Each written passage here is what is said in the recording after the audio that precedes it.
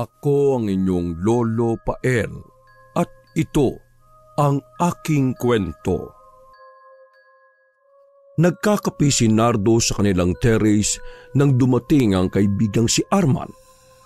Katuwang niya ang kaibigan sa gawain sa malawak nilang lupain, kagaya ng pagsasaka, pag-aani ng mga prutas at gulay hanggang sa pagbebenta at pagdadala ng mga ito sa kanilang mga suki sa iba't ibang lugar.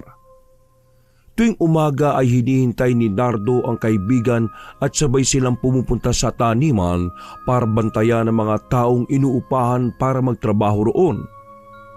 Hoy, mukhang nakasalo ka na ng biyaya ah. 2,500 yung nakuha mo. Tingnan mo nga naman nakatanga ka lang dito sa labas, nagkapera ka na kaagad. Ano bang pinagsasabi mo? Nakapangulong baba ka kasi. Tingnan mo yung kape mo, iniinom na ng langaw. Bakit ka ba nakatulala dyan? Sino bang tinitingnan mo? Ayun yung babaeng pamangkin ni Aling Diling. Yung nagdidilig ng halaman, bagong dating yan. Galing daw ng Maynila. Ang ganda ang sexy, ang kinis. Ibang-iba sa mga babae dito sa atin. Nakakangat ang ganda niya O bakit? Type mo? Oo. Kaya lang nag-aalangan ako. Bakit naman? Hindi naman ako gwapo, no? Anong pantapat ko sa ganda niya? Ang mga magagandang babae, gwapo rin ang hanap na lalaki. Baka nga, kakausapin ko pa lang bagtabuyan na ako niyan Sinabi mo pa. Kaya, buwag na Di rin naman kayo bagay niyan Di siya bagay sa'yo. Saka, diyado ka. Ha? Paano mo nasabi? Ako pa talaga diyado ha? Kilala mo ba siya? Oo, kaklase ko siya nung high school.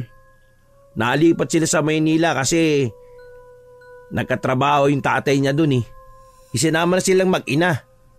Nag-iisang anak yan. Ang sabi ng mga mabibilis na chismis dito sa atin, na-aksidente yung mga magulang niya. Nakasama raw sa mga nasawi sa isang gusali nung may sunog. Dati pa raw kasing pinauwi kaso ayaw niya. Kasi nasari na sa Buhay Maynila. Pero ayun, nagkanda hirap-hirap na daw doon kaya pinauwi na ng tiyahin nilang si Aling Diling. Kaya yan, nandyan na sila. Ganun ba? Kawawa naman pala Anong kawawa? Baka sabihin mo karma niya yan. Karma? Bakit naman siya kakarmahin? May nagawa ba siyang masama sa kapwa? Ikaw talaga judgmental ka kaklase mo lang siya nung high school pero hindi ibig sabihin na kilala mo na yung buong pagkatao niya. Ikaw sama mo Hindi karma niya talaga yan. Masama kasi ugali niyan Mata pobre. Kahit di naman sila mayaman. Maldita, masungit, mukhang pera. Ang dami niya maliligaw dati kasi nga maganda siya. Pero wala siyang sinasagot kasi mas mahirap pa raw sa daga ang buhay nila. Ang gusto niyang lalaki, yung maraming pera at may aahon siya sa hirap. Gusto niya kasing magbuhay rin Yung higa na lang sa salapi. Uy, grabe ka High school pa kayo noon. For sure nagbago na siya. Ilang taon na rin yung lumipas Kung masama ugali niyan, hindi siya kukup-kupin ng kamag-anak. Yan ang akala mo. Parang hindi mo kilala yung kapitbahay mong si Aling Diling Katapat pa nga ng bahay mo yung matandang yan, di ba? Maraming galit dyan kasi masama ang ugali. Pareho sila ng ugali ni Annalisa. Annalisa? Annalisa pala pangalan niya. Oo! Kaya kung babae na lang din ang hanap mo, kahit sino, wag lang si Annalisa, Alam ko liko ng bitukan yan. Kung gusto mo talagang magka-girlfriend na, may irereto ko sa'yo. Pareho kayo, mabait, masipag, saka hindi materialistic. Magkakasundo kayo nun. Sino? Si Mabel, yung kababata mo. Naku naman Arman Ilang beses ko namang sinasabi sa'yo na hindi ko siya gusto. Tama ka naman sa lahat ng magagandang katangian niya Kaya lang, hindi mo may pipilit na gawing girlfriend ang hindi ko talaga magugustuhan. Sorry talaga ha. Kung may feelings naman ako sa kanya kahit konti, why not? Kaso wala eh. Ewan ko nga rin ba kung bakit hindi ko magustuhan yung Mabel na yun. Mabait naman siya sa akin saka maganda rin naman. O tapos si Annalisa nakadarating lang, nagustuhan mo kaagad? Nakto, wag talaga pre. Number 1 akong tututol sa inyo. Maghihirap ka dyan. Kilalang kilala mo talaga ha. Hayaan mo na. Di rin naman ako mapapansin yan eh. O tara na nga, umalis na nga tayo. Baka nasa farm na yung mga tao.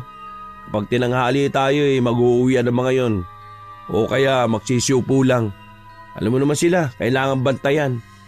Parang mga pako, kailangan pukpukin ng martilyo para bumaon. Tama. O tara na. Maghapon sila sa taniman at nang umuwi ay magkahiwalay na ang magkaibigan. Pagdating ni Nardo sa kanila ay saktong naabutan niya si Annalisa na nagdidilig ng mga halaman ni Aling Diling. Sinadya niyang iginarahe ang kanyang motor sa gilid ng daan kung saan ay masasabuyan siya ng tubig ng dalaga. Paraan niya ito upang makausap ang babae. Ay, bakit may tubig? Nabasa tuloy ako. Ay naku, may tao pala dyan. Dali-daling lumabas ang babae at tinagilap ang nabasa niya ng tubig. Pagkakita kay Nardo ay kaagad na nagsalubong ang kilay nito. Bakit kasi diyan ka nagpark? Bakit hindi doon sa kabilang gilid? Alam mong may nagdidilig dito ng halaman eh. Umara-hara ka pa dyan. Tapos ako sisisihin mo? Sorry miss. Nakasanayan ko kasing dito ihinto para madali ipasok sa gate eh. Bubuksan ko kasi yung gate. Dati kasi walang nagdidilig ng halaman dyan kapag ganitong oras. Ngayon pala meron na. Ay nako, wag ako no. Alam kong diskarte mo yan. Tapos makikipagkilala ka. Che, muis ka na nga dyan, abala. Kahit sinungitan siya ng babae ay napangiti pa rin si Nardo dahilan para lalo itong maghalit sa kanya. Anong ngingiti-ngiti mo dyan? Wala. Ang cute mo kasi magalit eh. Sorry ulit ah. Ipapasok ko na itong motor ko sa malawak naming bakura na may mas malalaki at mas magagandang halaman. Itatabi ko dun sa mga kotse. Tapos puntahan mo na yung amo mo at baka ipalinis sa'yo yung kotse nila. Feeling amo, boy lang naman dyan sa bahay na yan. Che? Lalong napatawa si Nardo pero hindi na niya ipinakita sa babae. Sinundan pa niya ito ng tingin ng pumasok sa loob ng bakuran ng bahay ni Aling Diling. Pagkapasok niya ng motor, sinipat pa niya ang babae pero dahil sa mga nagtataasang halaman na hindi na natitrim ay hindi niya makita si Annalisa. Kaya napagpasyahan niya na putulan ng mga halaman na yun.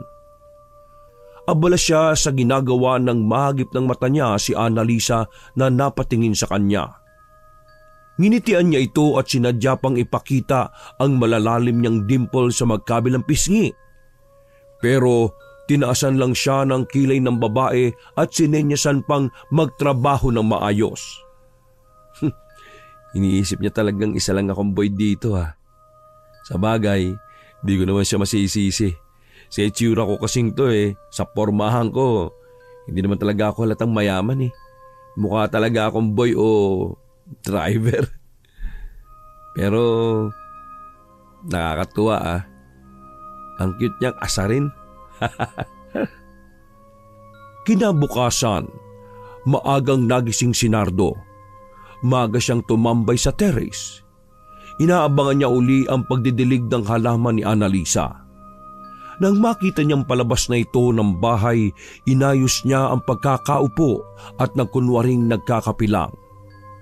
Panaka-naka niyang tinitingnan ng babae habang nagdidilig ng halaman. Dahil hindi naman siya nito pinapansin, sinigawan niya na ito para makuha ang atensyon. Hoy, malulunod na yan. Hindi ganyan ang tamang pagdidilig, no? Bakit mo? Marunong ka pa. Dati ka bang halaman? Hindi. Dati akong bubuyog. Kapag ganyan kasi ang pagdidilig, natatapon ng nektar, kaya wala ako nakukuha. Hindi na siya kinibo ng babae, sa halip ay dinligan pa nito ang halaman mula daon hanggang puno. At ipinakita pa sa kanya na nalulunod na ang halaman sa dami ng tubig na inilalagay nito. Napatawa naman si Nardo sa inesta ng babae. Lalo siyang natuwa rito. Mula noon ay paulit-ulit na niyang inaasar si Annalisa para lang mapansin siya nito. Isang hapon, sumama sa kanya si Arman sa pag-uwi ng bahay dahil nag-aya ang kaibigan na mag-shot ng isang bote. Bago sila pumasok ng bahay ay saktong nakita ni Nardo si Annalisa na naglalakad sa kalsada pauwi ng bahay. Hoy, sungit! Mukhang galing sa palengke ah. Oh, ano naman? Mukhang namili siya ng panghapunan ah. Marunong siya magluto. Astig! Hindi lahat ng marunong magluto masarap ang niluluto, no? Sigurado ko, ang sinigang niya, mapagkakamalan mong nilaga. Ay nako, tayo na nga sa loob. Oo, sandali lang, hintayin mo ko. Hindi kumpleto ang araw ko kapag hindi ko siya nabubwisit Ah, talaga? Nakakausap na pala kayo? Nag-aasaran ka mo. Doon nagsisimula yun, di ba? Sa asaran hanggang sa ma-develop. Nako po, wag mong palalimin ang nararamdaman mo. Ako na nagsasabi sa iyo, pre. Masasaktan ka lang. Palapit pa lang ang babae sa kanila ay salubog na agad ang kilay nito. Pagtapat nito sa kanila ay kaagad na umiwas. Hinablot naman ni Nardo ang upo mula sa dalambuslo ni Annalisa pagkatapos ay inasar uli ang babae. Alam mo, hindi sinasama ang upo sa sinigang.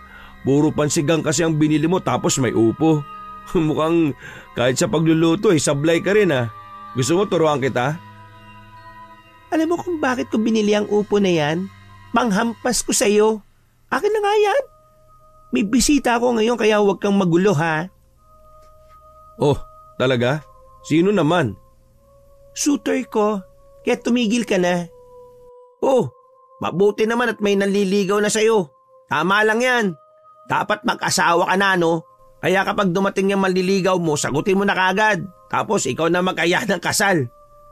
Talaga? Sino ka naman? Ayun lang. Nakarating lang ng Maynila hindi na nakakakilala. Classmate tayo nung high school, no? Ako to, si Arman. Ah, ganun ba? E di okay. Hinablot na ni Annalisa ang upo sa kamay ni Nardo. Pagkatapos ay pumasok na sa loob ng bahay. Tara na pre, doon na tayo sa loob. Ishot na lang natin to. Mas masarap kasama ang alak sa ganyang babae, no? May manliligaw na siya. Sino kaya? Ay nako, wag mo nang alamin. Tsak naman lalaking mapera yun. O bakit? Mapera din naman ako ha. Di ko pa nga lang sinasabi. Hindi ako papayag, no? Hindi ang kagaya niya lang ang mapapangasawa mo. Hahanap tayo ng iba. Bakit ba? Ang gusto ko siya. Halika na dito. Doon na tayo mag-usap sa loob. Pagkapasok nila sa loob ay sa terrace ulit pumwesto si Nardo. Pumasok naman si Arman sa loob ng bahay at kumuha ng yelo at baso sa kusina. Pagbalik ay binuksan na niya ang isang bote ng alak at nagsali ng laman sa basong may yelo. Iniabot niya ang isang baso kay Nardo. Ngayon, sabi mo sa akin nung sinasabi mong dahilan kung bakit ang init ng dugo mo kay Annalisa. Liberated kasi siya mula pa nung high school kami. Hindi nagtatagal mga boyfriend yan. Kakabreak lang, kinabukasan may bago na kagad. Pinaglalaroan lang niya yung mga lalaki, no? Kasi alam mo na, solong anak, laki sa layaw. Pero walang alam ang mga magulang niya sa ginagawa niya. Busy kasi sa trabaho mga magulang niyan at para mapunan nila yung kakulangan sa kanya, dinadaan na lang nila sa material na bagay. Lahat ng luho nakukuha niyan. Kaya hindi siya noon nagnonobyo ng mahirap kasi ang tingin niya sa kanila sobrang liit lang. Ito naman mga lalaki na may pera, nililigawan lang siya kasi alam mo na, liberated. Madaling pasagutin, madaling ayain sa kung saan. Alam mo na kung saan. Madaling bumigay, ganon. Oh, paano mo naman nasabi? Baka puro chismis lang yan ha. Kita mo nga ang hirap kausap oh. Di ko nga mapaamo eh. Kasi nga, di ka niya type. Wala sa'yo hinahanap niya. Pwede naman niyang ipagtanong-tanong dito sa mga kapitbahay kung sino ako Kay Aling Diling, pwede rin siyang magtanong. Hindi ka nga kasi kagwapuhan, pre. Gusto pa talaga yung nasasaktan eh. Pre, di ko na nga pinopoint masyado eh. Ano? Dahil lang doon? Wala naman akong pakialam sa kanya no. Sa'yo ako may pake kasi kaibigan kita. Gusto ko kung magjojowa ka, yung kagaya mo rin, NGSB. NGSB? Alam mo, kailangan ko lang sigurong kilalanin siya at kailangan kilala niya rin ako. Ay naku, bahala ka na nga. Basta, wag mong sabihin sa akin na hindi kita binalaan ha. Okay? Kasi, nakuha ko lang naman ng mga impormasyon tungkol sa kanya wala doon sa mga kakilala ko naging boyfriend niya noon. Yun, sila ang mali kasi ipinagkakalat nila sa iba yung mga hindi naman dapat ipagsabi pa. Private na nila yun Mga walang kwentang lalaki. Bago pa sila magkainitang dalawa, inibanan ni Norma ng usapan. Pero maya-maya may humintong kotse sa tapat ng bahay ni Aling Diling. Oh, dumating na yata yung bisita ni Annalisa. Bang klase, di kotse talaga. Malay mo naman kung yan nga yun. Baka naligaw lang yan dito. Talaga? Naligaw tapos bumusina? Natahimik ang dalawa ng matama na tiningnan ang kaganapan sa tapat na bahay. Nakita nilang lumabas si Annalisa at malapad ang ngiti nitong sinalubong ang bisita. Gwapo at yayamanin ang itsura ng lalaking bumaba ng kotse. May dala itong magandang bouquet at mamahaling mga tsokolate. Oh, manliligaw niya nga. Tingnan mo, makikita mo bukas, sila na yan. Ikaw talaga napaka-judgmental mo. Manood ka na lang kasi, paniniwala ka rin sa akin. Ewan ko sa'yo. Uminom na lang tayo. Kukulangin tong binili mong alak. Ano, bumili pa kaya tayo? Uy, gusto ko yan. Tara! Lumabas ang dalawa para pumunta sa tindahan. May malapit naman na tindahan sa kanila kaya naglakad na lang sila. Nang malapit na sila ay bigla namang may nabanggang babae si Nardo. Uy, sorry, hindi kita napansin. Ano, ayos ka lang ba? Napayuko ang babae at marahang tumango. Hindi na ito nagsalita. Nagmamadali itong umalis at hindi na sila nilingon. Ang weird naman nun. Oh, bakit na naman? Basta, nawiwirdoan ako. Ay nako, dami mong napapansin. Parang babaeng galing sa nakaraan tapos sumulpot dito. Baka may portal dito pre. Hanapin natin. Alam mo, mas weirdo ka. Kung hindi liberated ang pinagdidiskitahan mo, yung makaluma naman. Ano bang hanap mo sa babae? Normal lang. Halika na nga, bumili na tayo ng alak saka chichirya. Pagkabili nila ay kaagad ding umuwi. Nagbibiruan pa sila habang naglalakad. Maya-maya ay biglang natahimik si Nardo. Oh, bakit? May dumaang anghel? Hindi. Kasi... Ano? May nalimutan kang bilhin. Tara, bumalik tayo habang malapit pa yung tindahan. Hindi yun. Ano nga ba? Palinga-linga ka pa dyan, para kang aso. Ano ba yung sinisingot mo? May naamoy akong kakaibang amoy Ewan ko pero parang nagugustuhan ko yung amoy na yun. La, nagiging weirdo ka na rin Tara na nga, umuwi na tayo. Parang naamoy ko yung pabango ng babaeng bumangga sa akin kanini. Parang nasa malapit lang. Saan kaya yun? Nako, lagot. Nadali ka ng pabango. Pero ayos lang. Kesa naman si Annalisa yung makadali sa'yo. Pero wag mo nang hanapin yung babae. Baka natandaan mo lang yung pabango niya. Di naman natin alam kung saan nahanapin yun. Halika na. Mula ng sandaling yon, hindi na nawala sa isip ni Nardo ang amoy na yon. Hindi na rin siya mapakali. Kahit natutulog ay parang naamoy niya ang pabango. Hinahatak siya nitong hanapin ito. Malalim na ang gabi at init na init ang kanyang pakiramdam. Nagising siya dahil parang may gumigising sa kanya. Ay nako, bakit bang init? Ligo ko nga ito, baka mawala.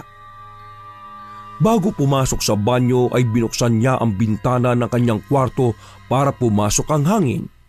Pero hindi na siya nakaalis sa may bintana dahil nalanghap na naman niya ang amoy na kakaiba para sa kanya. Iginala niya ang paningin sa labas. Dahil madilim ay wala naman siyang nakita. Marami ring mga puno sa kanilang bakuran na lalo pang nagpadilim sa paligid. Saan ba nanggagaling yung amoy na yun? Bakit naging pamilyar kaagad sa akin yung amoy? Kapag naamoy ko, naalala ko yung babaeng bumangga sa akin. Bakit ko naman siya naiisip? Di ko naman siya kilala eh. Paalis na si Nardo sa may bintana nang may mapansing tao sa tabi ng puno ng mangga. Nakatingin ito sa kanya. Ha? Sino yun? Bakit may tao doon? Babae ba yun? Dahil sa pagtataka niya, lumabas siya ng bahay at pinuntahan ang nakitang babae. Ikaw? Di ba ikaw yung bumangga sa akin sa may tindahan? Bakit ka nandito? Anong kailangan mo? Hindi sumasagot ang babae sa kanya. Nakatingin lang ito at nakangiti. Nagsasalita ka ba o pipi ka? Nakailang tanong na si Nardo pero hindi pa rin nagsasalita ang babae. Nanatili lang itong nakatingin sa kanya habang nakangiti. Nakaramdam na ng inis si Nardo sa babae pero nagtataka siya dahil nawawalan siya ng lakas na itaboy ito. Hindi rin siya makagalaw sa kinatatayuan. Wala siyang ibang magawa kundi titigan ang mga mata ng babae. Pareho na silang natahimik. Nakaramdam ng kaba si Nardo at kahit anong kumbinsi niya sa sarili na iwanan na ang babae ay hindi niya magawa na parang may kumukontra sa kanyang desisyon. Naialis niya lang ang kanyang tingin dito nang marinig niyang tumunog ang kotse ng manliligaw ni Annalisa. Ha? Hindi pa pala yan umaalis? Ang kapal naman ng mukha niya na magpaabot ng ganitong oras. Nakaramdam ng inis si Nardo sa lalaki. Balak niya itong puntahan dahil hindi na niya mapigil ang pagkainis. Magpapaalam lang siya sa babaeng estranghera pero nang tingnan niya ito ay bigla na lang nawala doon. Oh, nasaan na yun? Bigla na lang nawala? Ay nako, di bali na nga. Makaalis na nga lang dito. Bakit kasi pinuntahan ko pa yung babaeng yun? Hinayaan na lang niya ito at nilapitan si Annalisa na nagpapaalam sa manliligaw nito. Oh, kinagabi na. Ay, hindi pala. Madaling araw na pala. O ano naman ngayon? Sino ba siya, Ana? Kilala mo? Ay nako, kapitbahay lang. Kapitbahay lang naman pala eh. Akala ko kung sino. Alam mo Brad, pabuti pa itulog mo na lang yan. Tama ka, madaling araw na. Gising ka pa? Wala naman sigurong dahilan kung bakit gising ka pa. Kami kasi may dahilan. O baka nagmamatsyag ka sa amin ha? Nagmamatsyag? Ako? Hindi ah. Nagising lang ako kasi ang ingay ng kotse mo. Saka nag-iingay ang mga aso. Di mo ba sila naririnig? Ang sabi nila, umuwi ka na. Wala na sa tamang oras yung panliligaw mo eh. Baka gusto mong patulugin na yung tao. O bakit? Naingit ka? Ano ba kinalaman mo sa amin? Bakit ka nang hihibasok? Ay naku, tama na yan Alexander. Huwag mo na yan patulan. Nakakalalakin eh.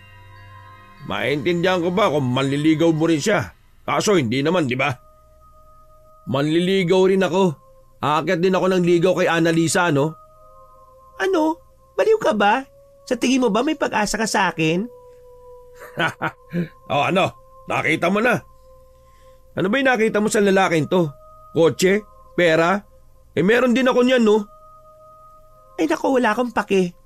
Alexander, umalis ka na nga. Naiirita na ako sa kanya eh. Gusto ko na rin matulog. Sige na, mauna ka nang pumasok sa loob. Baka mamaya kung ano pang gawin ito sa'yo. Itsura pa naman hindi gagawa na mabuti. Ako pa talagang hindi gagawa na mabuti ha. Baka ikaw tong may masamang bala kay Annalisa. Para hindi na humaba ang usapan nila ay pumasok na si Annalisa sa loob ng bahay at si Alexander naman ay tuluyan ng umalis. Naiwang mag-isa at naiinis si Nardo. Gusto pa niyang hamunin ng suntukan ng lalaki pero tinawanan na lang siya nito. Hanggang kinaumagahan ay naiinis pa rin si Nardo sa nangyari. Naabutan siya ni Arma na bihis na bihis. O pre, may lakad ka? Bakit di mo sinabi sa akin? Di na sana ako pumunta dito. Dumiretso na lang ako dun sa bukid. Sa bukid din naman ako pupunta eh. Ano? Seryoso? Sa bukid ka pupunta tapos ganyan ang suot mo? Format, planchadong damit mo tapos sa bukid ka lang pupunta? Oh, nakasapatos ka pa. Alam mo namang maputik dun. Hindi naman ako tatapak sa putik eh. Di ba ako boss doon? Oo, ikaw nga. Wala naman nagsasabing hindi ikaw ang boss doon eh. Hindi dapat ganito suit ko kasi boss ako, okay? Masama ang natira mong alak kagabi ah. Sa sunod, di bang alak naman? O sige, mukhang seryoso ka na sa suot mo eh. Di, tara na sa bukid sir. Nakakaya namang ganyan ang suot mo tapos ikaw magmamaneho ng motor. Angkas ka na lang. Ako na magmamaneho. Hindi motor ang gagamitin natin ngayon. Naisip ko kasi natetenga yung kotse. Magkotse naman tayo. Humagalpak ng tawa si Arman sa sinabi ng kaibigan. Pero sinakyan na lang niya ang kalokohan nito kahit hindi naiintindihan ng mga ginagawa. Sumakay sila ng kotse at pagkalabas nito ay saktong pauwi naman ng bahay si Annalisa mula sa pamamalengke. Pagtapat ni Nardo ng kotse sa babae ay binusinahan niya ito.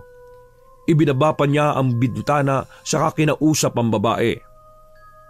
Uy, sayang. Kung alam ko lang na pupunta ka ng palengke inagaan ko na sana ang paglabas. Naisabay na sana kita. Oh, kanina mo naman nahiram yan. Ginamit mo pa para ipagmalaki mo sa akin? Alam mo, kung ako sa'yo, magtatanong-tanong na ako sa mga kapitbahay. Kasi nakakaya yung walang alam eh. O sige na, may lakad kasi ako ngayon baka mahuli pa ako. Kinindatan pa ni Nardo ang babae bago muling itinaas ang bintana ng sasakyan saka pinaandar ito. Ayun! Nagets ko na! Naglabas ng kotse para magpapansin. Ay nako, wala na talaga. Tinamaan ka na yata talaga. Buwisit kasi yung Alexander na yun Akala niya siya lang yung may kotse. Makapagyabang akala mo siya lang may pera. Oy, kaya tinapatan mo. Sa tingin mo ba kapag nalaman ni Annalisa na mayaman ka, papatol yun sa'yo? At kung pumatol man siya sa'yo, iiwan ka rin noon. Bakit ka ba ganyan mag-isip? Ngayon na nga lang ako nagkagusto sa babae tapos hinahadlangan mo pa. Hindi naman kita sa hinahadlangan, pre.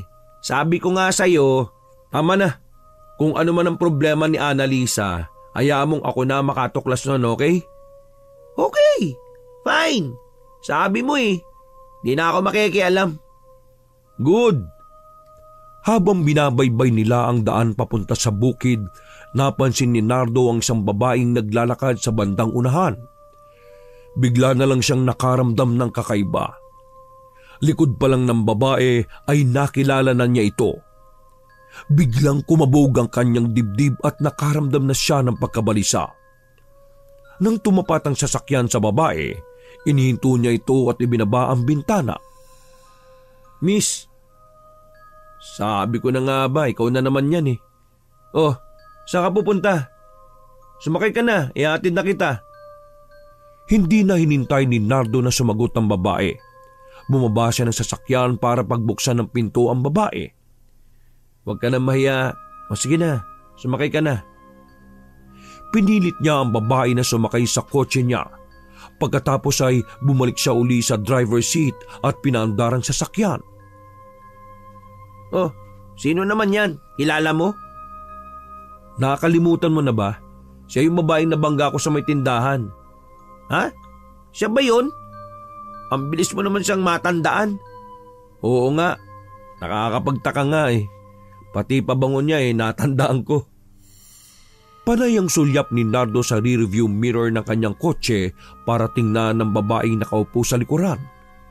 Napapangiti siya kapag nakikita ito. May kung ano siyang nararamdaman dito na hindi niya may paliwanag. Hey, miss, ako pala si Arman. Tapos, ito si Nardo, yung kaibigan ko. Saan ka ba nakatira? Anong pangalan mo? Sa kauna-unahang pagkakataon ay sumagot ang babae. Lalong lumakas ang kaba ni Nardo. Hindi niya alam kung kakaiba ang nararamdaman niya sa babae. Hindi magawang iiwas ang kanyang tingin dito. May kung anong nagtutulak sa kanya na wag nang iwan ng babae. Bigla na lang siyang nagulat ng yugyugin ni Arman. Uy, pre, lagpas na oh. Dito lang daw yung bahay nila. Hinto mo na yung sasakyan. Ha? Dito ba? Saan dyan? Ayun daw oh, yung bahay na yan sa gitna ng palayan. Diyan pala siya nakatira? O sige, ihatid ko muna siya ha. Bumaba ng sasakyan si Nardo at pinagbuksan ng pinto ang babae. Pagkatapos ay kinuha nito ang mga dalang pinamili at inalalaya ng babae na bumaba. Nagtataka naman si Arman dahil sa naging kilos ng kaibigan. Mas ipinagtaka pa niya kung bakit kailangan pang ihatid ni Nardo ang babae hanggang sa bahay nito. Hoy pre, bakit ka sumama sa kanya? Bumalik ka na nga dito. Mauna ka na sa farm, susunod na lang ako. Dalhin mo na yung kotse, marunong ka namang magmaneho niyan, di ba? Teka sandali, uy, seryoso ka ba? Oo, mauna ka na, susunod na lang ako. Dire-diretso lang si Nardo sa paglakad hanggang sa marating na nila ang bahay ng babae. Nagmano pa siya sa magulang ng babae pagkatapos ay pinapasok na sila sa loob ng bahay. Ipinaglabas siya ng merienda at kinausap pa siya ng magulang ng babae. Ano nga ulit ang pangalan mo, iho? Nardo po. Tama nga ang anak kong si Hadria. Mabait ka nga. Nakikita sa aura mo. Po? Huwag ka mag-alala. Mabait din naman ang anak kong yan. Hindi ka magkakaproblema sa kanya. Opo. Mukha naman nga pong mabait siya. Sige. Ubusin mo na yung merienda mo. Sige po, salamat po. Pagkasabi niyang yun ay parang robot na sinunod ni Nardo ang sinabi ng lalaki. Agad niyang inubos ang juice na inilagay nito sa baso niya at kinain din ang suman na nakalagay sa plato. May bahagi ng utak niya na kumukontra sa mga ginagawa niya pero hindi niya maintindihan kung bakit iba ang kanyang nararamdaman. Gusto niya lang sumunod sa mga sinasabi ng mga ito. Kahit nalilito siya ay wala siyang magawa kung hindi ang sundin lang ang kanyang nararamdaman. Nabigla siya ng tanungin ng nanay ni Hadria. Tinanong nito kung isasama na ba niya ang anak nila. Kaagad siyang napatingin kay Hadria na nakaupo lang sa kabilang upuan. Nakangiti lang ito sa kanya. Titig na titig siya sa mga mata nitong nangungusap. Sa tuwing tinitingnan niya ang babae ay parabang nakakaintindihan na sila. Hindi siya makatanggi sa kung ano ang inuutos nito na hindi naman niya naririnig. Opo, kung gusto po niyang sumama sa akin, wala naman pong masama eh. Pwede ko na po ba siyang maiuwi? Kung talaga nagmamahalan kayong dalawa, sino ba naman kami para hadlangan pa kayo? Nasa tamang edad na kayo.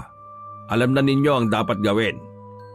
Ang hangad lang namin maging masaya kayong dalawa. Pero sana, huwag mong sasaktan ang anak namin ha. Ay, nako po, hindi po ako nananakit ng babae. Mabuti naman.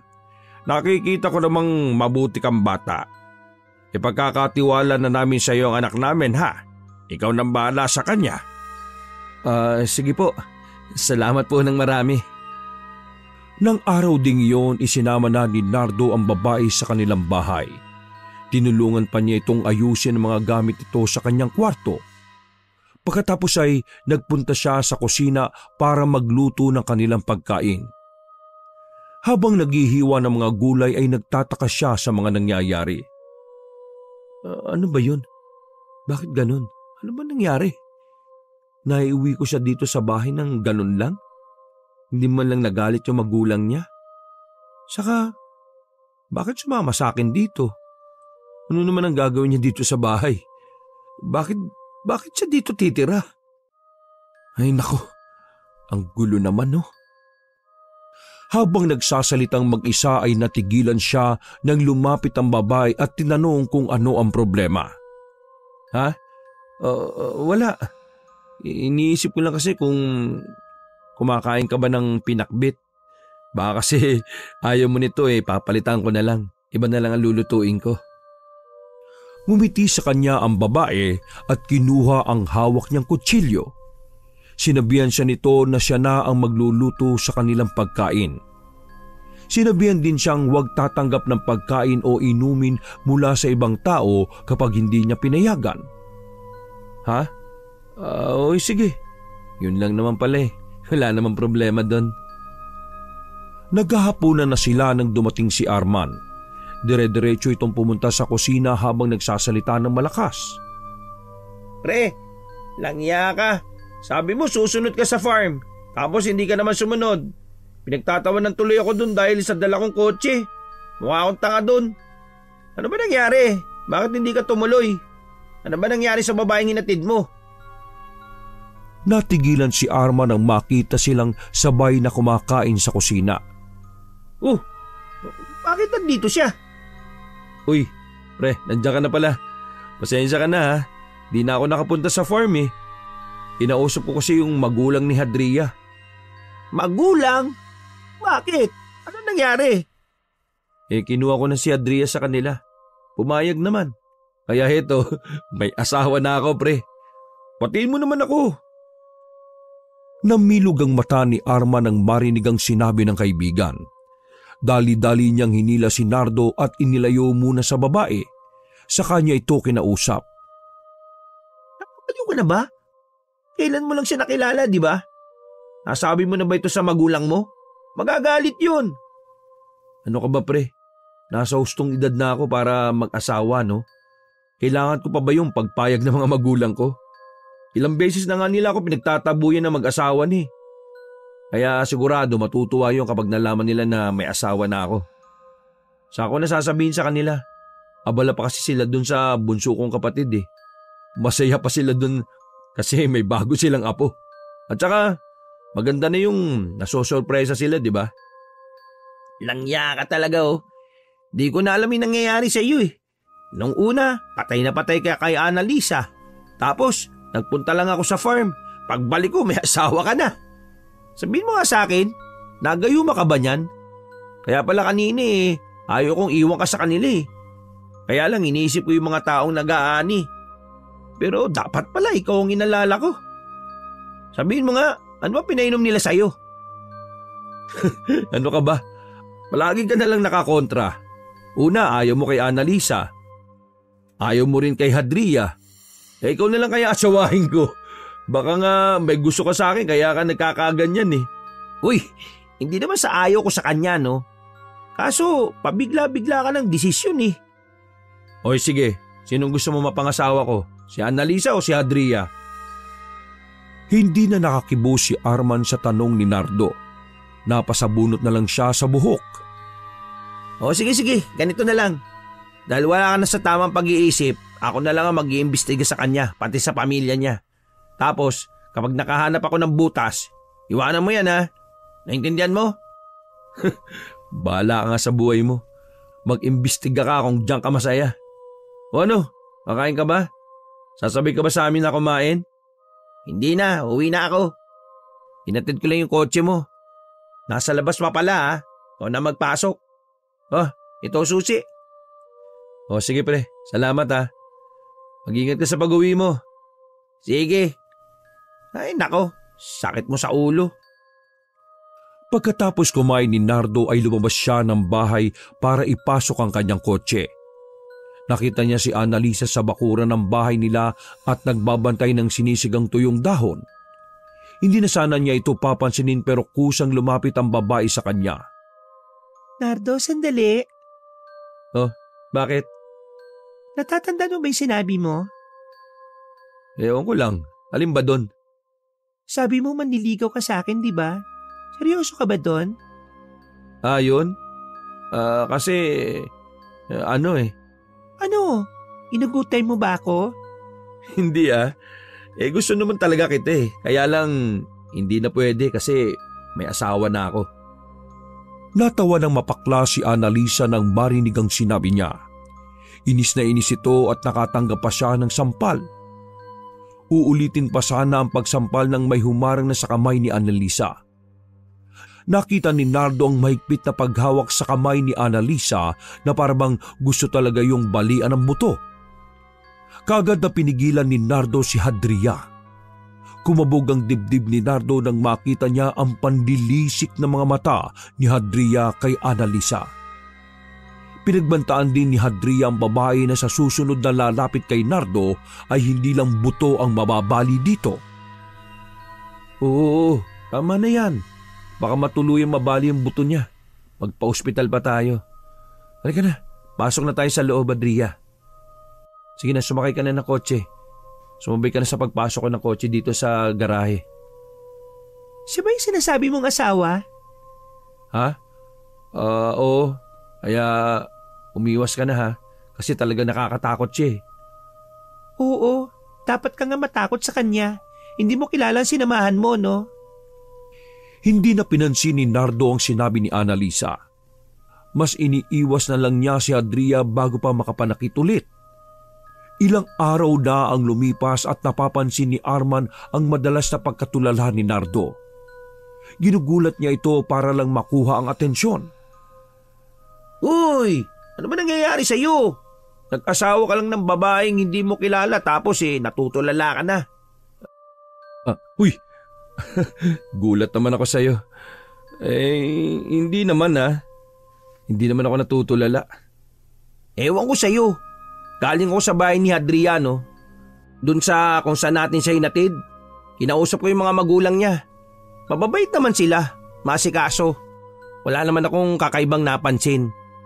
Ipinagtanong-tanong ko rin sila sa mga bahay na malalapit doon. Ang sabi nila, bagong lipat lang daw sila dito sa atin. Kinuha daw ni Mang Berto na tagabantay doon sa bukid niya. Pero nagtataka pa rin ako eh. Bago lang sila tapos si Adria, asawa mo na kagad. Aminin mo nga, may ipinainom ba sila sa'yo o ipinakain na kakaiba? Ano ka ba? Wala no? Sabagay, sabi nga nila, ang taong nagayuma, hindi niya malalaman na nagayuma siya kasi nasa ilalim yun ng spell. Kaya kahit pilipiti ko yung leg mo, hindi ka rin naman naaamin kasi wala kang alam. Ang problema ko lang, paano ko kaya kukontrahin yung gayuma nila?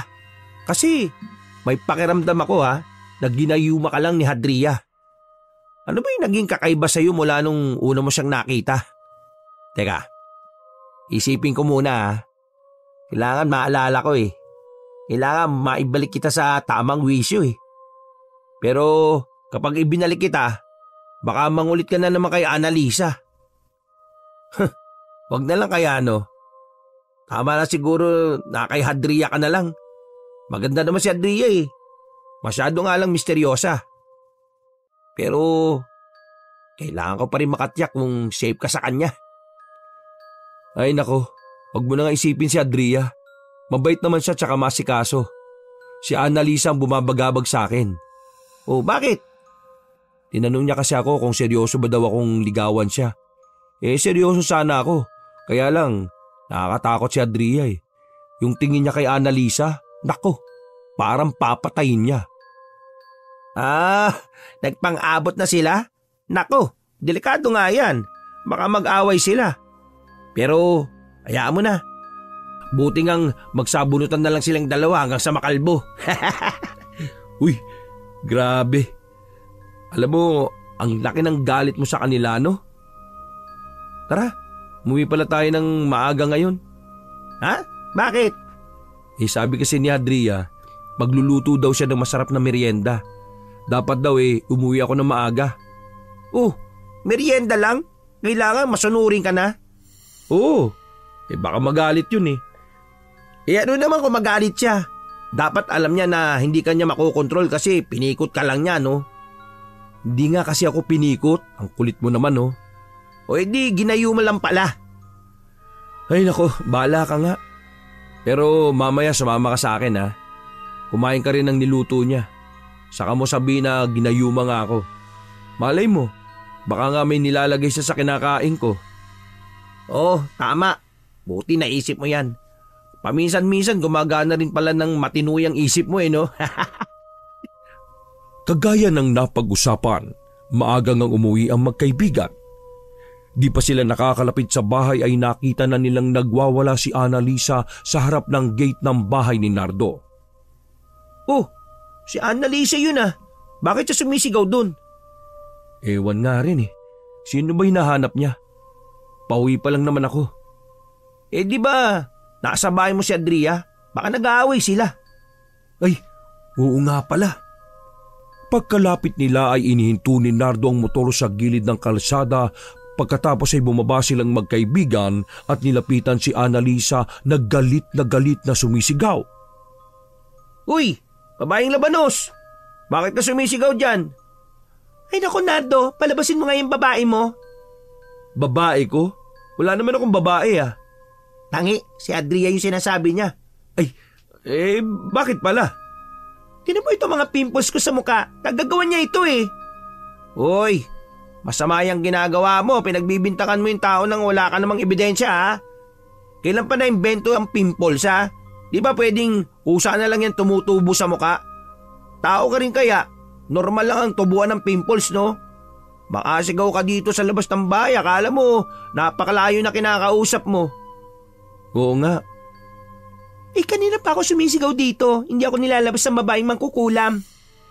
At paano ka lalabasin kung sa ginagawa mo nakakatakot ka? Kausapin mo kasi na maayos, no? Oo nga. Saka, bakit mo naman nasabi na mangkukulam siya? Manggagayuma pwede pa, pero mangkukulam, wala naman sa itsura niya . Ikaw nga ito mukhang mambabarang . Oo nga. Ay, teka pre. Nanalait ka na ha. Huwag ganun. Babae pa rin niya kinakausap mo. Ikaw nga para kang kalabaw dyan . Puro ka nga lang, oo nga. Hindi niyo kilala ang babaeng yan. Mangkukulam ang pamilya niyan. Iharap niyo yan sa akin. Huwag ka na nga magsisigaw. Pumasok na tayo sa bahay. Kausapin mo siya. Sama-sama silang pumasok sa loob ng bahay. Tinawag ni Nardo si Adria na kaagad namang lumabas mula sa kusina. Gulo-gulo ang buhok ni Adria at puno pa ng puting pulbos ang katawan. Oh, ano nangyari sa'yo? Bakit ganyan itsura mo? Sinabi ni Adria na nagluluto siya ng bilo-bilo sa kusina at natapon niya ang giniling na bigas. Hoy, babaeng mangkukulam. Alam kong ikaw ang gumawa nito sa akin ha. Alisin mo ito dahil kung hindi, ibabalik ko siya yung pimples na ito. Adria, totoo ba sinasabi niya? Kilala kitang babae ka no, kaya umamin ka. Akala mo matatakot mo ako? Sandali nga.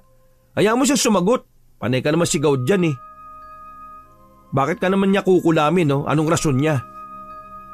Kasi sinabihan ko siyang papayagan kitang manligaw sa akin. Kaya sinabi niya sa akin na ipapakulam daw niya ako. Ay, yun lang. Bitaw lang ng salita, naniwala ka na kaagad. Saka, bakit ka paliligawan ni Nardo may asawa na siya? At saka isa pa, may manliligaw ka na no? Ano yung gusto mo? Dalawa? Gusto mo lahat manligaw sa'yo? Gaman mo naman. Ay naku, tumahimik ka nga Arman. Kahit ilan pang manliligaw tatanggapin ko, wala ka na doon. Sus, asa ka naman. Ay di ba Nardo, sinabi mo sa akin yon? At saka di pa naman kayo kasal ng babaeng yan eh. Kaya di mo pa siya asawa, no? Nagalit na si Adria kay Annalisa at sinugudan niya ito. Hinila niya ang buhok at kinaladkad si Annalisa sa kusina. Isinubsob niya ito sa giniling na bigas na nakalagay sa malaking mangkok. Ay nako po, nag-away na. Ay, tara, awatin natin pre. Oo nga, paghiwalayin natin sila. Pilit nilang pinaghiwalay ang dalawa. Kagad naman inilabas ni Arman si Annalisa, habang si Nardo ay hinarap naman si Hadria. Oh, bakit mo naman ginawa yon? Hindi ka dapat nanakit. May mali nga siya kasi pinagbibintangan kang mangkukulam. Pero hindi naman dapat magalit kung hindi naman yun totoo, no? Umiiyak na sumagot si Hadria at sinabi nitong ang ikinagalit niya ay ang balak ni Annalisa na agawin si Nardo sa kanya. Nang tanungin siya ni Hadria kung may pagtingin din ba siya kay Annalisa, hindi makasagot si Nardo. May kung anong pumipigil sa kanya. Hindi pa rin niya maalis ang nararamdaman kay Annalisa. Pero nauunahan siya ng takot kapag tumitingin siya sa mga mata ni Hadria. Kumabog naman sa kaba ang dibdib niya.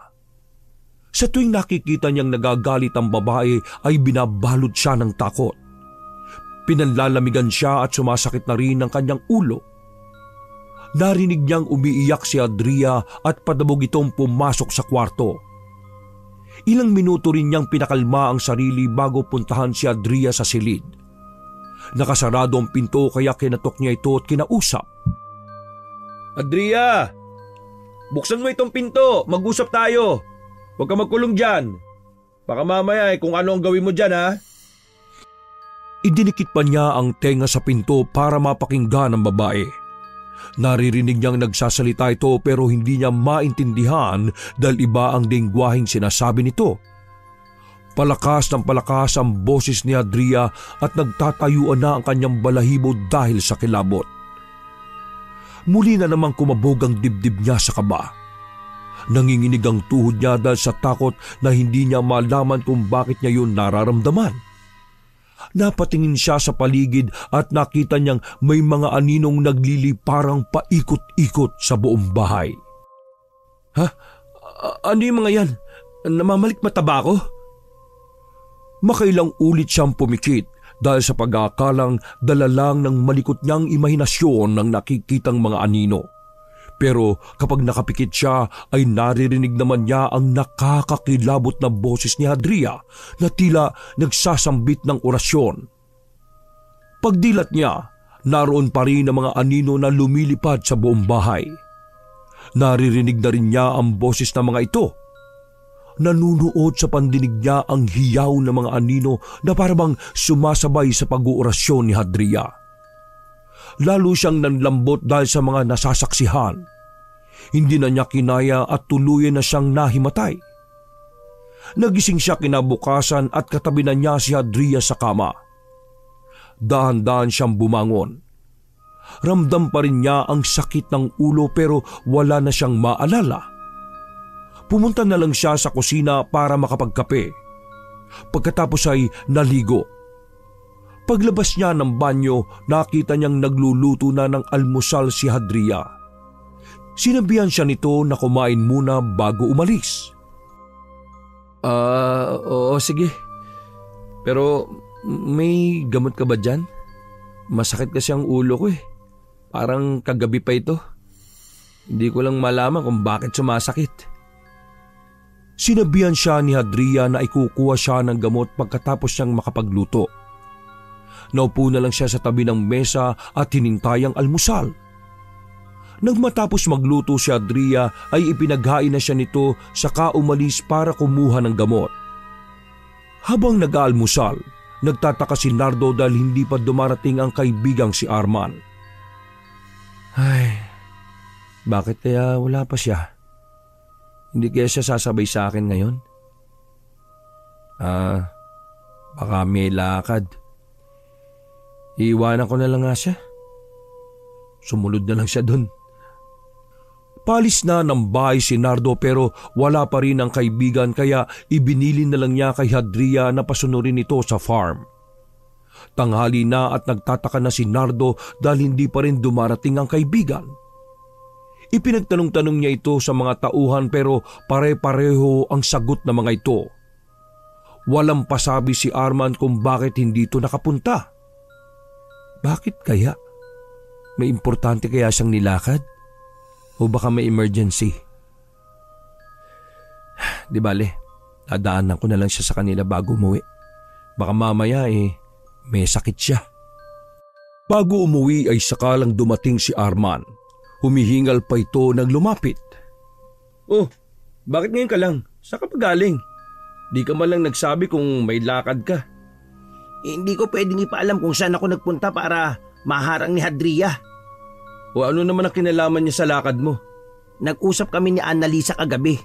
Pinag-usapan namin si Hadria. Pre, mangkukulam nga yung pamilya niya. Sigurado ako na ginayuma ka niya. Ano ba yan, pre? Di pa rin tapos yung issue na yan? Galing ako sa lugar na sinabi na Annalisa na dating tinirhan ng pamilya ni Hadria.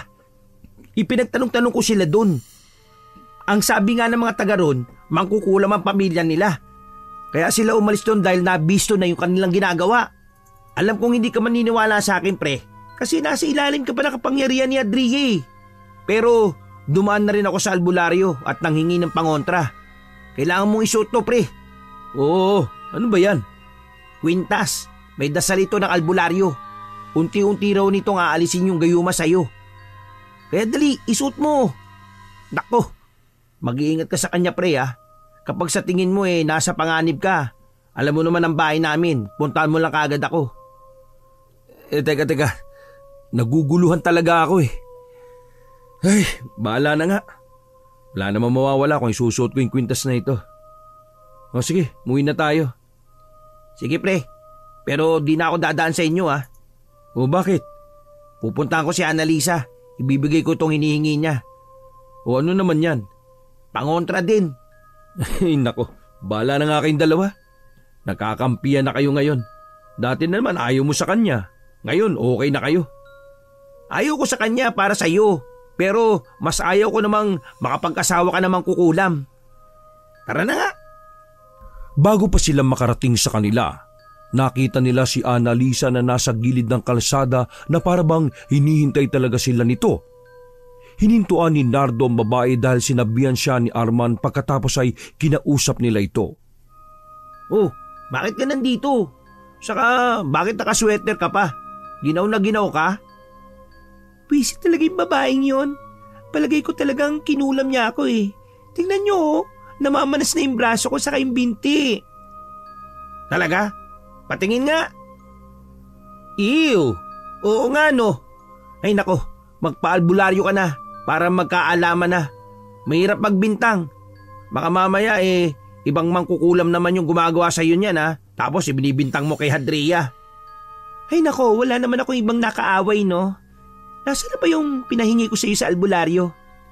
O eto, ipahid mo lang daw yan bago ka matulog. Hinintay mo pa talaga kami dito. Sabi ni tita kapag nalaman daw ng mangkukulam na kinokontra siya, mawawalan daw ng bisa ang pangontra. Ah, ganun pala yun?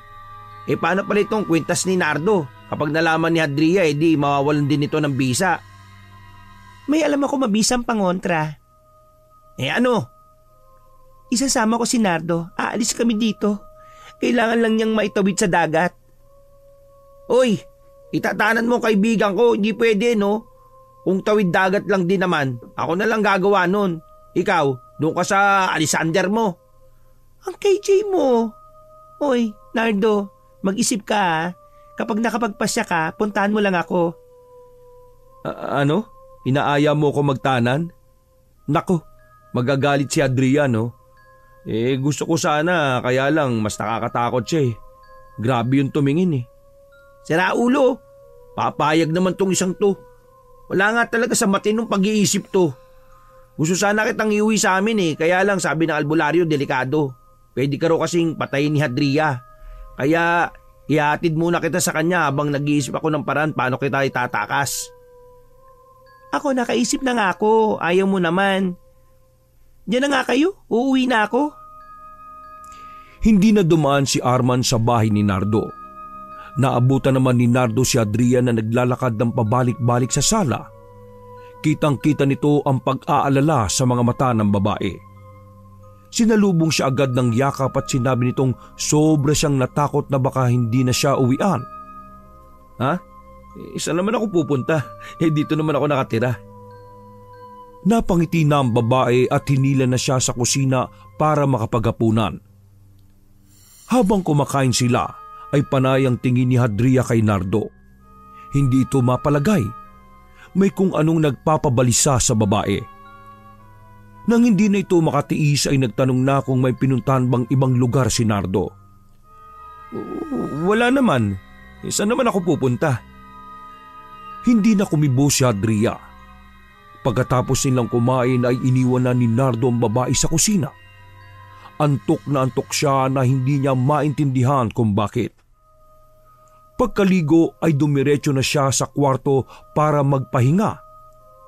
Naramdaman niya ang pagod at panlalambot. Kahihiga lang niya sa kama ay agad siyang nakatulog. Sobrang bigat ng katawan niya. Hindi niya alam kung natutulog na ba siya o dahil sa kakaibang pakiramdam ay katawan niya lang ang mabigat at ang isip niya ay gising pa rin. Maya-maya naramdaman niyang umiinit ang kwintas na suot niya. Parang napapaso ang kanyang dibdib. Parang baga ito na nakapatong sa dibdib niya. Pero hindi niya magawang alisin dahil hindi siya makakilos. Maya-maya ay may narinig na siyang mga tinig na sumisigaw. Matitinis ang boses ng mga ito. Pakiramdam niya ay nakapalibot yun sa kanya. Nanunuot sa kanyang pandinig ang mga tinig na yon. Nakaramdam na naman siya ng kilabot. Sinubukan niyang humingi ng tulong kay Hadria pero hindi siya makapagsalita. Doon na niya naisip na para siyang binabangungot. Pero ilang sandali pa'y narinig niya ang boses ni Hadria. Nasa tabi niya ito at dinig na dinig niya ang pag-usal ng dasal. Napaungol na siya dahil sa takot na kung ano ang ginagawa ng babae sa kanya. Pakiramdam niya ay inuurasyonan siya. Wala siyang magawa dahil hindi siya makagalaw. Nang hindi na niya maramdaman ang pag-init ng suot na kwintas, doon pa lang siya nakagalaw. Agad siyang dumilat at bumungad sa kanyang paningin si Hadria na nakaupo sa kanyang tabi habang tinititigan siya. Napabalikwas siya ng bangon. Anong nangyayari? Bakit ganyan ka makatingin? At saka, bakit ganyan na itsura mo? Hindi na pinakinggan ni Nardo ang sagot ng babae dahil nakatuon ang paningin at isip niya sa itsura nito. Makailang kurap ang ginawa niya pero hindi pa rin nagbabago ang itsura ng babae. Sabog ang mahaba nitong buhok. Nanlilisik ang mga mata. At ramdam na ramdam niya ang nakakapangilabot nitong aura. Para itong mangkukulam na katatapos lang gumawa ng ritual. Kagad siyang tumayo para iwasan ng babae. Ang lakas ng kabog ng dibdib niya nang lumabas ng silid. Pumunta siya sa kusina para uminom ng tubig. Napatingin siya sa salamin na nakasabit sa dingding na katabi ng pintuan ng banyo. Gulat na gulat siya nang makita roon ang imahe ni Hadria. Mas nakakatakot ang itsura nito. Mukha ng halimaw ang tingin niya rito. Napalingon siya sa likuran para tingnan si Hadria. Nakatayo ang babae sa pintuan ng kusina at maayos naman ang itsura nito. Tinanong siya nito kung ano ang nangyayari at bakit siya biglang lumabas ng kwarto. Doon na rin niya naintindihan na sinasabihan siya nitong binabangungot kaya pilit siya nitong ginigising. Siguro nga binabangungot ako. Tapos natakot pa ako sa itsura mo nung nakita kita. Mukha ka kasing bruha eh. At saka, bakit ka ba titig na titig sa akin nun? Sinagot ni Hadria na hindi siya ang tinitingnan nito kung hindi ang suot na kwintas. Tinanong pa siya kung saan yun nanggaling. Pagkatapos ay sinabihan siyang hubarin yon. Ha? Hindi pwede. Bigay ito sa akin ni Arman eh. May sentimental value ito. Hindi ko pwedeng hubarin. Baka magalit siya. Umiwas na si Nardo kay Hadria para hindi na siya tanungin pa. Pero nang tumapat siya sa babae, hinawakan nito ang braso niya.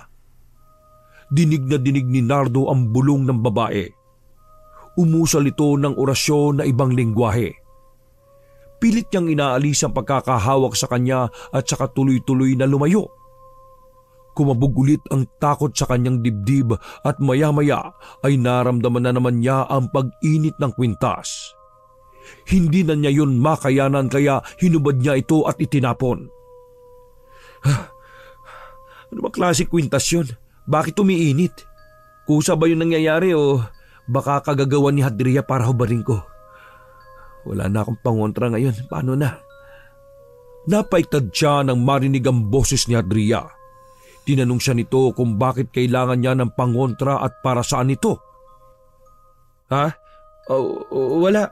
Sa ano lang yon, sa mga elemento. Kasi napaglalaroan daw ako ng mga hindi nakikita eh. Nilapitan ni Nardo ang kwintas. Dadamputin na niya ito nang biglang kinuha ni Hadria. Kitang-kita niya kung paano yung dinurog ng babae gamit lang ang kamay. Parang nadurog lang siya na namuong asin. Magsasalita pa sana siya pero naunahan na siya ni Hadria. Sinabi nitong hindi na niya kailangan ng proteksyon dahil siya na mismo ang magbibigay nun sa kanya. Hindi na siya nakapagsalita dahil naunahan na siya ng takot. Hindi na rin siya nakatulog kaya lutang ang isip niya nang pumunta sa farm. O pre, parang wala ka na naman sa sarili mo ah. Ano ba nangyari? Ewan ko ba pre, si Hadria kasi parang nakakatakot na. Ano? Anong nakakatakot? Basta, may mga ginagawa siyang nakakatakot. Nasaan yung kwintas mo? Dinurog niya pre. Ano? Imposible. Hindi niya yun mahawakan kasi sa oras na lapitan niya yun, mag-iinit ang kwintas. Yun ang senyalis na kailangan mo lumayo kasi nasa panganib ka. Mahawakan niya lang yun kapag hinubad mo. Kaya umiinit ang kwintas. Hinubad ko napapaso ako Nakto, yari. Paano na yan? Hindi na tayo makakabalik sa albularyo kasi sabi niya, sa oras na mabisto ang pangontra na ibinigay niya, wala nang bisa ang mga susunod pa. Ganon? Paano yan? Hindi ko na alam. Tanungin na lang natin si Annalisa. Siya lang din kasi ang nagturo sa akin sa albularyo na yun Baka may iba pa siyang alam na paraan. Napatingin si Nardo sa gawing kanan kung saan may nagtataas ang mga saging doon dahil may nakita siyang babaeng nakatayo. Nang sipatin niyang mabuti, bigla na lang nagtago ang babae. Ha? Sino kaya yun? Parang may nagtatago sa sagingan Ha? Sino? Nasaan? Meron ba? Teka, sandali, titingnan ko. Uy, teka, sama na ako. Dahan-dahan silang pumunta sa sagingan para tingnan kung sino ang nanunubok doon. Naghiwalay sila ng direksyon para masukol ang babae. Dahan-dahan silang lumapit hanggang sa mahuli na nila ito. Oh, Annalisa, ikaw? Ano ginagawa mo dito? Hinawakan ni Arman ang babae sa braso para hindi ito makatakbo. Bitiwan mo ko. Naligaw lang naman ako dito Ano? Naligaw? Bakit ganyan ang suot mo? Para ka may pinagtataguan. Nakahood ka pa. Paano mainit kasi ang sikat ng araw? Ano pa? Bitiwan mo ko. Ano tong dala mo? Bakit may manika kang nakakatakot? Akin na nga yan. Pakilamero ka talaga. Para saan ba yan? Manika naman kukulam yan May papakulam ka ba? O baka naman mangkukulam ka. Magtatanim ka ba ng kulam? Ha? Wala. Ay naku, diyan ka na nga. Dahil sa kurisidad ni Arman, hinigit niya ang babae saka isinandal sa puno ng saging. Sinakal niya ito para paaminin. Hindi niya tinigilan hanggang sa umamin ng babae na balak niya ngang taniman ng sumpa si Nardo para malipat sa kanya ang atensyon nito. Galit na galit si Annalisa kay Hadria dahil ginamitan nito ng gayuma si Nardo para mapasailalim at mapasunod si Nardo. Nagsisisi si Annalisa dahil huli niya nang nalaman na mapera pala si Nardo, kaya naisip niyang agawin na lang ang lalaki sa pamamagitan din ng sumpa kagaya ng ginawa ni Hadria. Grabe na talaga kasakiman mo, Annalisa. Makakuha mo man si Nardo, pero kapag nalaman niya yung totoo mong ugali, iiwan ka rin niya. Nagawa mo pa talagang gumamit ng itim na mahika, ha? Makuha lang yung gusto mo. Sandali nga. Ikaw nagpakilala sa akin sa albularyo. Huwag mong sabihing kasabwat mo siya. Peking albularyo ba yun? Yung kwintas, ginamit mo rin ba yun para makuha si Nardo? Mabuti na lang pala natuklasan agad ni Hadria yung balak mo, kaya dinurog niya yung kwintas. Ano? Kaya pala hindi na tumatalab yung ginagawa namin dahil sa babaeng yon. Namumuro na talaga siya. Oy, bakit? Kilala mo ba talaga si Hadria? Ilang beses ko na napapansin na galit ka sa kanya. Kung makabawal ka na pagkatiwalaan siya.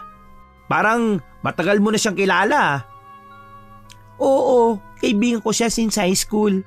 Kaya alam kong mangkukulam siya. At palagi na lang niyang kinokontra yung gusto ko. Uy, ano naman ang kinalaman ko sa problema niyong dalawa? Kung nakinig lang siya sa akin na ipaubaya ka niya, hindi sana ako magbabayad ng ibang makukulam para lang labanan siya. Kaso, ibinalik niya sa akin ang lahat ng orasyon. Buwisit talaga siya. Ibig sabihin mula umpisa, ikaw na ang may kagagawa ng lahat? Pati mga nangyayari sa yung sakit na yan, ikaw rin ang may gawa at ibinalik lang ni Hadria sa'yo? Napakasama mo talaga. Lahat na lang ba ng lalaking may pera gusto mong mapasayo? O anong nangyari kay Alexander mo? Bakit hindi lang siya yung kulamin mo? Buwisit na yun, manloloko. Pamilyado na pala. Kaya pala. Kaya si Nardo naman ang tinatarget mo. Ay nako, Annalisa, magbago ka na ng buhay. Walang patutunguhan yung buhay mo kapag lahat dinadaan mo sa masasamang balak. Hindi madali ang pag-asenso at hindi mo yun makukuha sa ibang tao, no? Magsumikap ka.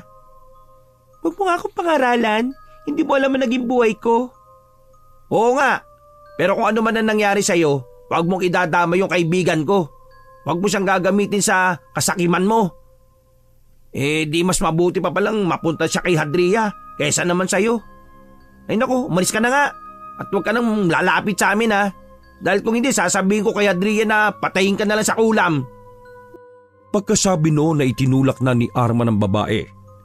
Pagkatapos ay hinatak na niya si Nardo na natutulala na naman sa mga nangyayari. Litong-lito siya pero hindi niya alam ang gagawin. Nang makauwi na sila, dumaan si Arman sa bahay ni Nardo at kinausap ng masinsinan si Hadria. Alam na namin ang totoo, Hadria. Napaamin na namin si Annalisa kanina. Ngayon, ikaw naman ang tatanungin ko. Totoo bang ginayuman mo kaibigan ko? Ilang segundo ring nanahimik si Hadria bago ikwento ang lahat. Sinabi niyang mula nang dumating sila sa lugar na yon ay nagustuhan na niya si Nardo. Pero dahil sa madilim nilang katauhan, mas pinili niya na panoorin lang ang lalaki buhat sa malayo. Wala siyang balak na gawa nito ng masama. Pero nang malaman niyang nakagusto si Nardo kay Annalisa, masinikpitan niya ang pagbabantay. Ayaw niyang mapunta si Nardo sa kaibigan niyang pera lang ang habol sa lalaki. Labag man sa loob niya, ang panggagayuma lang ang naisip niyang paraan para ilayo si Nardo kay Annalisa. Pero nararamdaman niyang gumagawa ng itim na mahika si Annalisa para makuha si Nardo, kaya kinukontra niya ang mga yon at ibinabalik sa kaibigan. Hanggang kailan mo naman balak gawin yung mga yan? Kung talagang mahal mo ang kaibigan ko, alisin mo na ang mahika mo sa kanya at hayaan mo siyang mamilit magpasya kung ano talaga gusto niya. Hindi ka rin naman magiging masaya kapag ang taong mahal mo minamahal ka lang dahil kinokontrol mo siya. Tingnan mo siya ngayon, no? Wala na siya sa katinuan. Hindi naman siya dating ganyan, Para lang siyang manika na sumusunod sa amo niya. Dahil masigla siya noon. Pero ngayon, lagi na lang siya nakatulala. Pwede ba? Ayusin mo na ito bago bumalik yung mga magulang ni Nardo. Kapag nalaman nila ito, hindi ko alam kung ano mangyayari sa'yo. Sabihin na nating pinoprotektahan mo lang ang kaibigan ko mula kay Annalisa, pero mali yung paraan mo eh. Ako rin naman, ayaw kong si Annalisa maging nobya ni Nardo. Pero ang huling desisyon, nasa kanya kasi. Tumango na lang si Adria sa mga sinabi ni Arman. Tumulo pa ang luha niya dahil alam niyang kapag inalis niya ang gayuma, mawawala na rin si Nardo sa kanya. Pero sa kabila nun, nangako si Adria kay Arman na itatama na niya ang kanyang nagawa. Para sa ikabubuti ni Nardo. Kinabukasan, nang gumising si Nardo, siya na lang mag-isa ang nasa bahay. Hinanap niya si Adria sa buong bahay pati sa bakuran pero hindi na niya ito nakita. Nang dumating si Arman, kaagad niya itong tinanong. Pre, nakita mo ba si Adria? O bakit mo naman siya tinatanong? Di ba kayo yung magkasama dito sa bahay?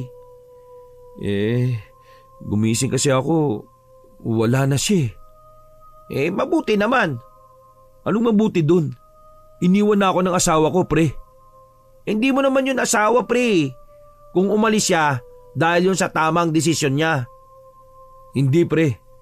Samahan mo ko. Baka umuwi lang yun sa kanila. Ano bang nagawa ko? Bakit siya umalis? Nagalit ba siya sa akin? Bakit? Ano? Balak mong sundan? Bakit?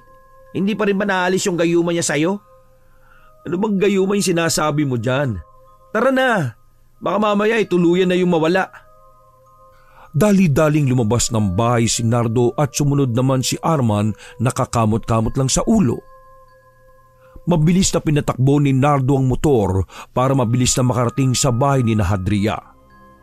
Pero pagdating nila doon, wala ng tao sa bahay. Iniwan itong nakatiwangwang. Pre, umalis na sila. Saan ko sila hanapin? Paano na to? Hayaan mo na. Kung nakatanda na naman kayo magkikita pa rin kayo. Pinuntahan din ni Nardo si Annalisa para itanong kung saan pwedeng pumunta ang kaibigan nito, pero ang tiyahin na lang ang naabutan sa bahay. Sinabi ni Aling Diling na lumuwas na raw ang pamangkin sa Maynila at hindi na ito nagpapigil pa. Nakakainis naman Bakit ganun? Nagugustuhan ko na si Adria Nawala pa. Kasalanan ko ba yun? Sabi ko lang naman alisin yung gayuma sa'yo Hindi ko naman sinabi na magpakalayo-layo siya. Bakit kasi ang hilig-hilig nila sa ganun? Yung kapag nabubuko na sa ginagawa aalis at magtatago. Ay nako, hayaan mo na yun pre. Di ka rin naman bagay sa mangkukulam na family. Hayaan mo, maghanap na lang tayo ng mga babae. Lumayo-layo rin tayo sa lugar na ito para makahanap tayo ng para sa atin. Huwag mo nang abulin si Adria, kasi desisyon na niya yun. Okay? Alam mo, mabuti pa, inom na lang tayo. Ay, kasalanan mo yata to, pre. Bakit na naman? Kasi, panay kahadlang. Minsan, naisip ko na tuloy. Baka mamaya, ayaw mo talaga ako makapag-asawa Baka mamaya, ikaw ang gusto mo mapangasawa ko sira ulo. Ako na nga itong nagmamalasakit, ako pa itong masama. O sige, mula ngayon bahala ka na sa buhay mo. Ito naman, bilis magtampo. Ganyan ba talaga kapag nabibisto? Sira ulo.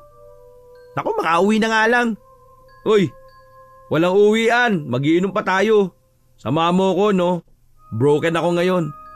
Kasalanan mo to kaya maglasing tayo. Ay nako, sige na nga. Basta libre mo Kailan ka ba naglabas ng pera? Mas mapera ka naman kasi. Kaya huwag ka nang umangal Tara na, doon tayo sa tindahan. Bilhin natin lahat ng alak nila tapos ubusin natin ngayong gabi. O sige, sabi mo yan Nagpakalasing ang dalawa hanggang sa makatulog. Kinabukasan, gumising silang parehong masakit ang ulo at katawan.